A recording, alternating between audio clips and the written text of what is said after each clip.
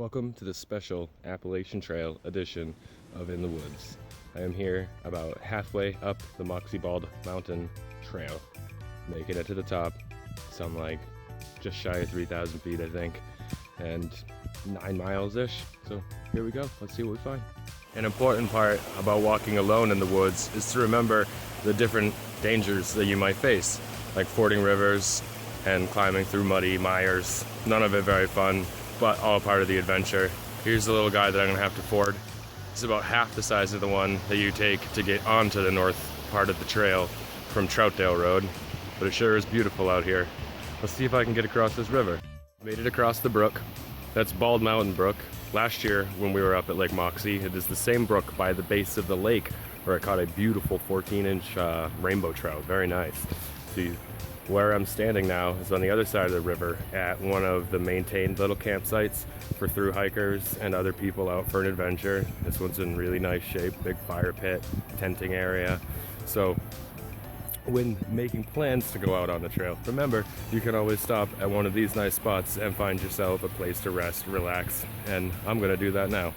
Standing at the top of Bald Mountain stream or brook, and I found a really neat little spot where the water cuts so sharp down through the rocks. It looks kind of scary to fall into. Goes down that path, thick, the woods. Not more than 45 minutes away from the summit, and the forest and brooks have given way to a rocky granite trail, and they're very rolling moss hills. I don't know what you'd call it, but it's all pine trees and it's all moss. It's really pretty.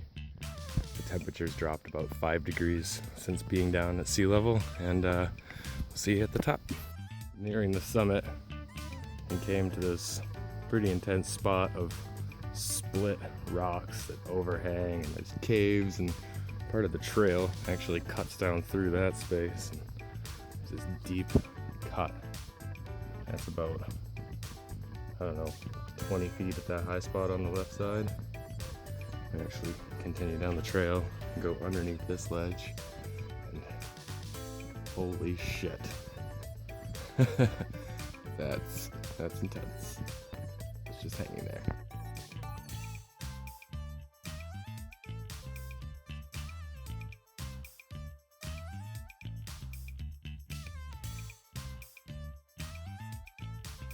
As is customary, when you make it to the top of the mountain, you post up and chill for a little bit. After all that time spent in the woods, you're now surrounded by granite and rocks.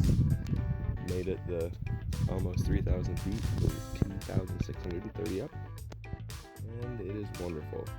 No sound but the wind. There is not a soul within probably 5 miles of me. It's pretty nice. You don't get that very often on this planet.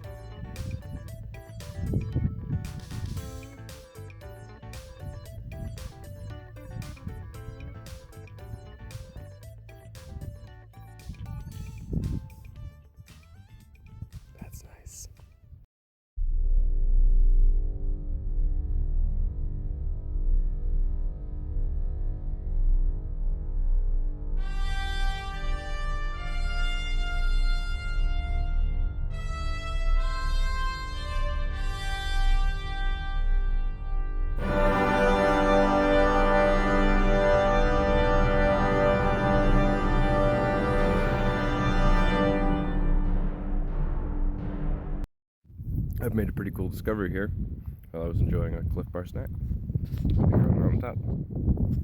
Oh, what's that? What's that deliciousness right there?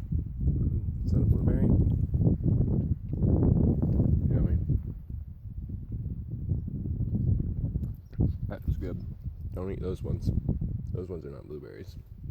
Well, these are the glorious buggers with the crown and the soft frosting on them.